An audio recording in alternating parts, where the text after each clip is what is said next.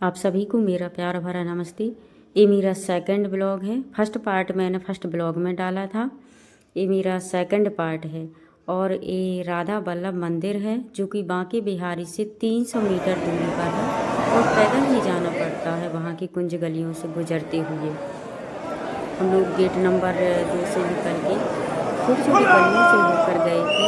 तो जब यहाँ का दृश्य देखा और श्री राधा वल्लभ के दर्शन किए तो इतना अनुपम लग रहा था, इतना सुंदर लग रहा था कि देखते ही बनता था। फिर वहाँ से 1-1.5 किलोमीटर दूरी पर निधिवन है, तो हम लोग वहाँ के लिए प्रस्थान किए। तो वहाँ आकर हम लोगों ने हरिदास जी के दर्शन किए। हरिदास जी के दर्शन हम लोग निधिवन के मुख्य स्थान पर आ गए। दृश्य अब जहाँ पर राधा रानी जी के दर्शन किए सौंदर्य का जाएंगे। क्या वर्णन करें, यहाँ की उसका हम लताएं लोगों ने अवलोकन किया। निधिवन में है। इतना सुंदर लग रहा था। ये आए हुए हम लोग पिछली बार आए थे तब नहीं लताएं हैं, इस बार आए वहाँ के बंदर बहुत कम और जो चने खिला रहे मतलब इतना अच्छा लग रहा था। उन्हें हम लोगों ने चना वगैरह डाले तो वो इतनी जल्दी जल्दी खा रहे थे, देखिए कैसे खा रहे हैं। और लड्डू को तो बहुत मज़ा आ रहा था। उनके पापा जी चना डाल रहे थे और लड्डू देख रहे थे, लड्डू भी डाल रहे थे एक एक करके। पापा जी को देख रहे थे, पापा जी ने दे दिए, फिर उनसे डलवा दिए तो उनने भी डाले और बंदरों ने खूब खाए। बहुत अच्छा लग रहा था। फिर एक और वहाँ पर पर्सन आ गए जिनकी छोटी सी बच्ची थी, तो देखिए लड्डू से उनकी कैसी दोस्ती हो गई है। एक दूसरे को देखकर बहुत ही मुस्कुरा रहे थे। बहुत अच्छा लग रहा था एक दूसरे के साथ उन लोगों को, क्योंकि बच्चे बच्चों में ही खेलते हैं और हम लोगों को भी बहुत अच्छा लगा। फिर हम लोग वहाँ से निधिवन से होकर एक मंदिर और गए तो दर्शन किए। फिर हम लोग नंदगांव के लिए निकल आए। नंदगांव जो कि बहुत इच्छा थी कि चलो नंदगांव के भी दर्शन करेंगे, तो फिर वहाँ के दर्शनों के लिए निकले। तो बरसाना से थोड़ी दूर पर है नंदगांव, 10 किलोमीटर 11 किलोमीटर पर। तो हम लोगों ने नंदगांव के लिए प्रस्थान किया और वहाँ आकर देखा कि बहुत अच्छा लग रहा था। दुकानें बहुत अच्छी सजी हुई थी और बहुत अच्छा लगा। कुल मिला के बहुत अच्छी दुकानें, मूर्तियाँ देखिए कितनी सुंदर है।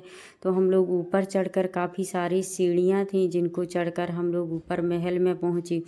तो जब महल में पहुँचे तो देखा इतनी भीड़, रास्ते में भी भीड़ मिली हम लोगों को क्योंकि हम लोग ऐसे मौके पर ही गए थे। तो इतना अच्छा लग रहा था। महल इतना खूबसूरत था, इतना सुंदर था। बांके बिहारी जी का है तो सुंदर तो होगा ही। वहाँ महल के दर्शन किए, बांके बिहारी जी के उसको उनके पगडंड हुए थे तो महाराज जी हम लोगों को ठहरा रहे थे, बैठा रहे थे क्योंकि भीड़ बहुत थी और संभालना बहुत मुश्किल था। तो वहाँ से हम लोगों ने जैसे तैसे दर्शन करके निकले। फिर आए हम लोग आसेश्वर मंदिर, जहाँ भगवान शिव को गन्ने का जूस चढ़ाया जाता है और उनसे प्रार्थना की जाती है कि हमारे घर पर सुख समृद्धि परिपूर्ण मात्रा में भरी रहे। तो भगवान शंकर को हम सभी ने एक एक करके गन्ने का रस चढ़ाया और भगवान के बहुत अच्छे से दर्शन किए। फिर दर्शन करने के बाद वहाँ का हम लोगों ने अवलोकन किया और देखा तो बहुत सुंदर लग रहा था। फिर हमने कहा चलो थोड़ा सा कैप्चर भी कर लेते हैं। तो वहाँ पर हनुमान जी का मंदिर भी था, उसके भी हम लोगों ने दर्शन किए। बहुत अच्छा लग रहा था आसेश्वर मंदिर में भी और बहुत सुंदर लग रहा था। तो देखा सब, बहुत अच्छा लगा। ये देखिए हनुमान जी का मंदिर है, तो वहाँ भी दर्शन किए सब लोगों ने। फिर इसके बाद हम लोग निकले वहाँ से। तो वहाँ से निकल के देखा कि गन्ने का जूस, और गर्मी भी थोड़ा सा लग रही थी तो फिर हम लोगों ने भी लिया, हालांकि कैप्चर नहीं किया उसको। तो फिर वहाँ से निकलने के बाद हम लोग और आगे चले। बहुत अच्छा दृश्य लग रहा था तो बस देखते गए, घूमते गए। हल्की सी धूप, हल्की सी गर्मी भी लग रही थी। फिर इसके बाद हम लोग एक आश्रम में पहुँचे। वहाँ आश्रम में कहा गया है कि श्री कृष्ण भगवान यहाँ पर नृत्य करने के लिए आते थे। तो वहाँ के दर्शन किए, परिक्रमा लगाई। एक संत महात्मा भी बैठे हुए थे तो उनके थोड़ा सा प्रवचन भी सुने हुए थे। वहाँ का परिक्रमा लगाया और देखिए ऊपर कितनी सुंदर लताएं हैं। जो नॉर्मल पेड़ हमारे यहाँ होते हैं उनके उतना ज़्यादा अनुपम नहीं होता है देखने में, लेकिन यहाँ जो था देखने में बहुत सुंदर लग रहा था, ऐसे लग रहा था यहीं बस जाएं। एक मन को शांति प्रदान करने वाला आश्रम था। मतलब ऐसे लग रहा था मैं तो कुछ देर के लिए बैठी भी रही और फिर बैठकर ही मैंने कैप्चर किया, लड्डू को भी खिलाया थोड़ा बैठकर। बहुत सुंदर लग रहा था, ऐसे लग रहा था कि बस बने रहें यहाँ पर, क्योंकि लताएं बहुत सुंदर थी, पेड़ पौधे थे, पूरा ढका हुआ था। गर्मियों में तो यहाँ बहुत शीतलता प्राप्त होती होगी। और देखिए लड्डू भी बहुत एंजॉय कर रहे थे, इधर से उधर भाग रहे थे। हम इनको पकड़ने के लिए जा रहे थे। फिर वहाँ से हम लोग होकर आए तो सुदामा कुटी में जो सामने सरोवर था, अब इस कुंड का हमको नाम तो मालूम नहीं है मुझे, पर सुदामा कुटी के जस्ट सामने था। और सुदामा कुटी में भी बहुत अच्छा लग रहा था। हम लोग ऐसे टाइम पर गए थे कि बहुत मतलब कार्तिक का महीना था, तो एक देखने में भी बहुत सुंदर लग रहा था और मन को प्रभावित कर रहा था, मन को आनंदित कर रहा था। ये जो सारे दृश्य, ये जो सारे दर्शन हम लोगों ने किए हैं, चाहे वो बांके बिहारी के दर्शन हो, चाहे वो राधा वल्लभ जी के दर्शन हो, या निधिवन में श्री राधा कृष्ण भगवान के दर्शन हो, हरिदास जी के दर्शन हो, सब जगह आनंदित करने वाला दृश्य था। यहाँ पर आए हम लोग तो देखा कि यहाँ पर भंडारा चल रहा है, तो हम लोगों ने आगे चल दिया, क्योंकि हम लोग पहले से ही भोजन किए हुए थे। तो सोचा कि ज़्यादा समय ना गवाते हुए यहाँ के भी दर्शन किए जाए, यहाँ का भी अवलोकन किया जाए। और दर्शनों के अभिलाषी तो हम लोग थे ही, सभी होते हैं जो वहाँ जाते हैं, सबको लगता है कि दर्शन मिलें भगवान के। तो हम लोग फिर आगे निकल गए और आगे जाकर देखा तो इतना वाटिका इतनी सुंदर लग रही थी सामने से। कैप्चर करने में तो समझ में नहीं आ रहा, लेकिन इतना सुंदर लग रहा था सामने से जो वहाँ का दृश्य था।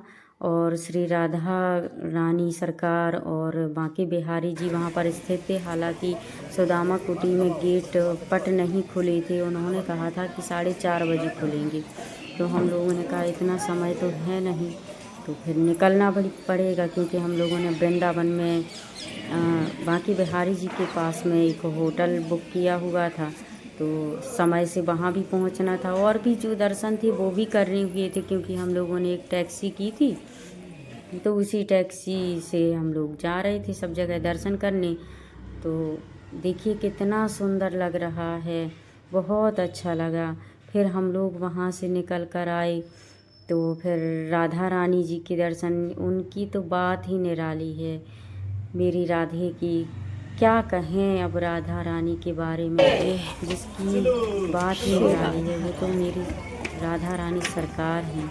उनके लिए तो हम सब निःशब्द है, क्योंकि चारों वेदों का सार जो है ना राधा रानी कहा जाता है।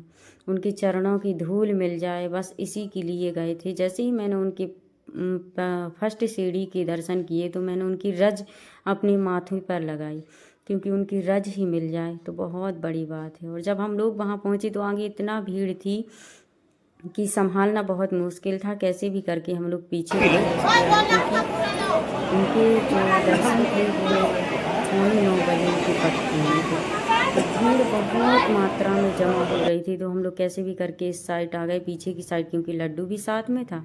तो देखिए भीड़ यहाँ भी बहुत थी, लेकिन आगे बहुत भीड़ थी। तो मैंने सोचा चलो यहाँ से थोड़ा सा कैप्चर कर लिया जाए अपनी राधा रानी की, कुछ यादें लेते जाएं। वैसे भी उनकी याद जाती नहीं है आँखों से। और कुछ पल हमने कैप्चर किए, बहुत अच्छा लगा श्री राधा रानी के दर्शन करके, क्योंकि वहाँ तो कैमरा ऑन करने को मिला नहीं ऊपर जाके, तो यहीं से जो था मैंने यहीं से कोशिश करके ले लिया। आप लोग मेरे वीडियो को, मेरे ब्लॉग को लाइक करें, कमेंट करें, शेयर करें और मेरे चैनल को सब्सक्राइब करें। अब तीसरा पार्ट 2 दिन बाद आएगा।